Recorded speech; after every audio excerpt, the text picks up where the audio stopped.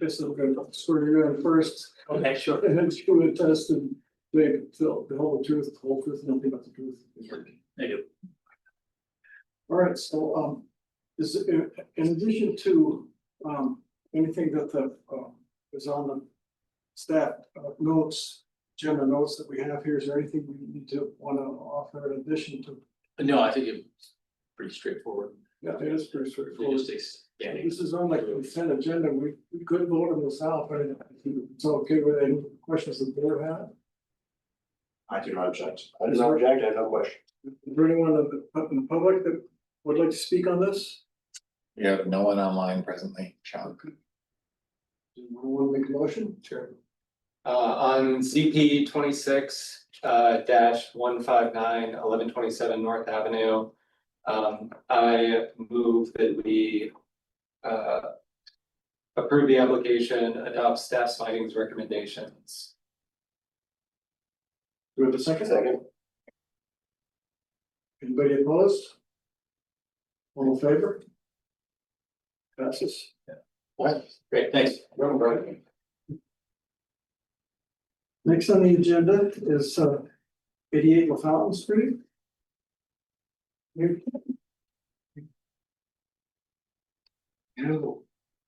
Swear you in.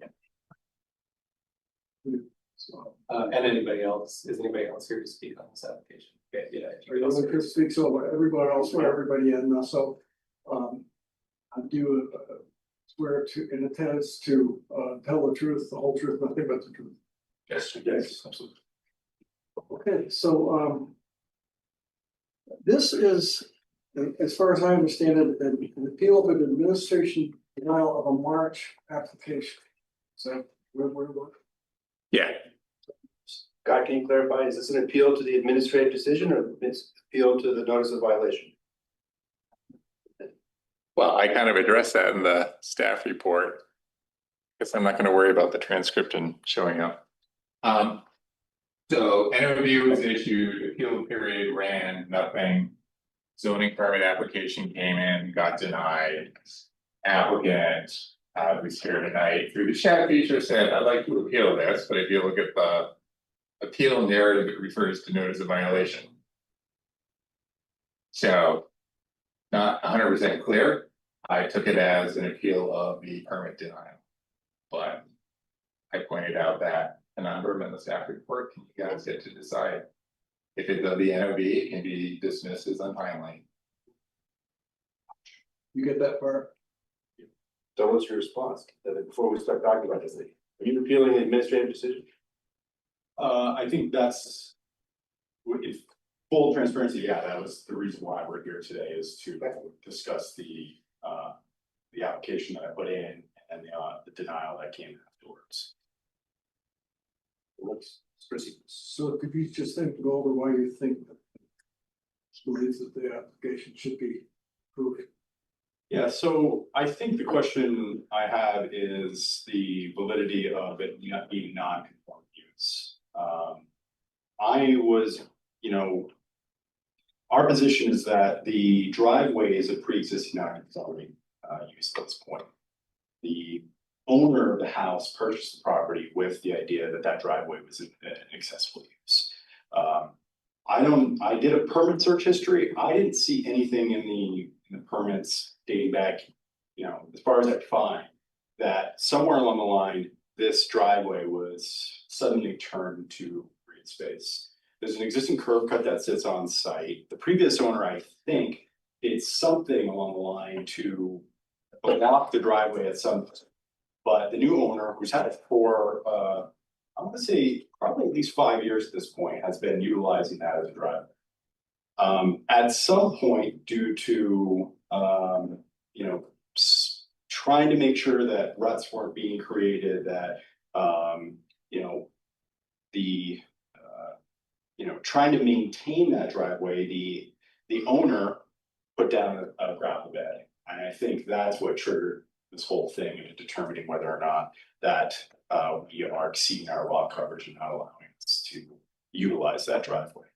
So I think the question I have, and maybe it's not the right time, maybe we could talk to staff a little bit too about it, whatever decision you guys lay down afterwards, is if it's not used, if we can't use it, then are we just to remain an open curb cut there and, leave it as is? Because I think in that decision, we're ending up in a place where people are going to park there if we don't block it off overly or, turn it back into space and close up the curb. I think the applicant, and I would say that, I think the owner, I'm sorry, I think would like to utilize it as additional parking for the apartment building. So we're asking to reconsider and hopefully codify it as a pre-existing non-conforming use. Scott, can you tell us, is there anywhere in the ordinance that associates a curb cut with a pre-existing driveway? I mean, is a curb cut assume that it was used as a driveway? Yeah, they commonly come together, but there's no necessary relationship between the two.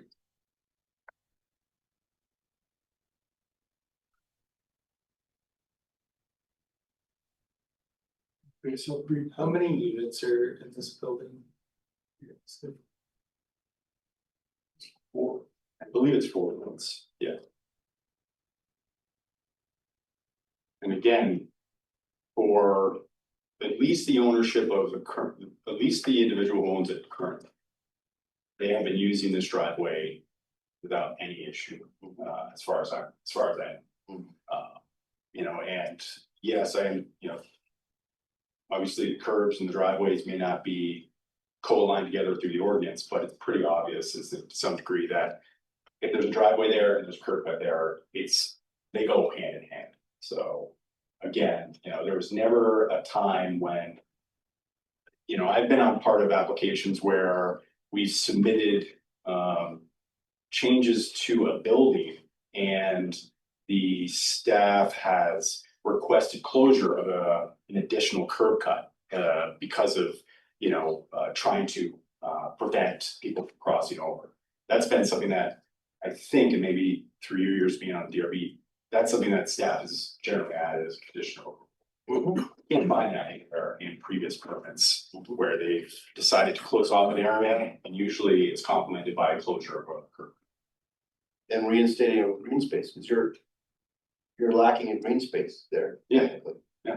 And I think that's the crux of we're clearly not conforming to the lot coverage calculations. So, which we were never, previously there was I think photographic evidence of them kind of, partitioning it off through a picket fence. But the only thing that was, to my knowledge, the only thing that was ever growing there were weeds. It was always a compacted site. It was never utilized as, to help with stormwater prevention or green space. So, I think it's pretty, obviously I'm biased, but I think it's pretty clear that it's being utilized as a place to park. The tenants of that. from the photographs that I looked at, the notes. It looks like it's mostly being used as a parking spot. It's not really a driveway going into the back. Is that what you describe as that? I guess that's probably more accurate. Yeah, it's primarily used as parking, not a driveway that accesses the rear or the rear parking. On the, Scott, on the discontinuance, so if this was a pre-existing nonconformity for a period of 2 years, right? If it's not used in that way, then nonconformity. 1 year, if it's a legitimate non-conformity. It's 60 days, if it's a 15-year statute of limitations situation. So because the zoning ordinance does not allow this lot coverage for a very, very long time. So if at any period during the last 60 years, basically, if there was a year or more where it was not used as a driveway, it's no longer a pre-existing nonconformity. Right. And the bar is high, and I know Jeff isn't here tonight, but this is something that Jeff had pointed out. to lay claim to a pre-existing nonconformity because of the benefits that come along with that. The burden of proof is on the applicant. You have something from the applicant that shows continuous use of this as a driveway since 1973. It's just not there. There's no site plan on file for this property. All I could come up with was the aerials and photos that I'm showing right now. And none of those clearly show parking. The photo that I have now shows a fence. If someone went through the effort to pave that section between the street and sidewalk. And there was not a permit, that no permit record shows why that was paved. Correct. Mike, I'm just curious, I mean, this might not have any bearing on what we decide tonight, but would you consider eliminating the word driveway and consider a single parking spot? Would that be something that would be palatable to your applicant? I believe so. Yeah. Again, this might not have any bearing, but I'm just curious, I mean, it's the difference between a driveway and a parking spot. That's, yeah. I would think that anything we can do to find common middle ground here. Yeah, I mean, I think looking at the ortho pictures, historical street view, that driveway has been sectioned off for quite a period of time. I think it, unless there's additional evidence that you have that shows kind of long-term use, I think that's there's not the evidence that shows that it has been continuously used as a driveway sufficiently for any pre-existing condition. I think the parking spot I could see, but yeah, I think the driveway itself, which it sounds like the work that was done was to gravel that whole driveway that was green space at one point. I'll agree with you only on that space aspect of it. It was some, I don't know how much green, well. Okay. Any other questions from the board? Would you like to speak on this? Sure. Okay, come on up. Give us your name and where you living? Yeah, my name's Abe Lafayette. I live in South Burlington. I'm the owner of 86 Lafountain Street, so, yeah, the statement that the previous gentleman was saying that this has been continuous use with the new owner is false.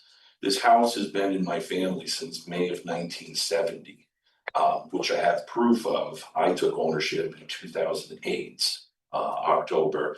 That has always been a green space since my parents bought that in May of 1970. You can see by a couple of the pictures that yes, there's a picket fence, there's a stockade fence, but if you look at one of the pictures in there, there's old wrought iron, not wrought iron, but old metal fencing that quarantines off right from the start of the house all the way to the back of the applicant's, parking lot back there. So my whole life that has been a green space there and has been quarantined off. That has actually been a garden, a vegetable garden, a flower garden. And the fact is when the new owner came in, they just took it upon themselves to put the gravel in there on my property right up to my foundation without notifying me. I didn't get any notification. There's no survey where the property lines are. There's no nothing. So yeah, it's never been a driveway. May 11th, 1970. Okay. So my one question for you is, has the spot in front of the fencing been used as a parking spot or anything like that? Never. And I actually, when I first bought the property in October 2008, I lived in that back house, so I have direct knowledge of, and I've had my whole life's worth of knowledge with no parking there at all. So when I just went to go and check on or collect rent or whatever, all of a sudden I see that, everything's been cleared. There's a gravel driveway in there and there's a, 30-yard dumpster right in between the two houses when they were doing some renovations or whatever. Another concern that I have is, that's a slate roof on my front house, going over that driveway. As we know, when it snows, I mean, that slate roof, that all comes off in one big chunk. And if you look at one of the pictures there, I mean, it's the spot that we're looking at is maybe 10 feet. I mean, if something were to fall on that right down there and that comes off in one chunk, if there's a car there or a person there, who's liable for that? It's often known as the drop zone between two houses, slightly. Yeah. That's always just been an alleyway and a green space and a garden. Nobody's ever parked there. Right. Thank you, partner, for speaking. I mean, good. He covered all the points. Is there anyone online who wants to talk about it? There's no one online, Sean. Okay. Comments from the board, we close the public hearing on this particular application, we'll go with the next. Thank you. Yeah, we're good. So. Maybe staff could give us some update on the next application, 261 South Winooski Avenue. They- Closed out. They did Accepted the. withdraw their appeal. They withdrew the appeal, so that's Done. So that's your meeting. so that would be it, and. All right. We'll close the public hearing. Recording stopped. We have Marina online, as alternate. Hey there.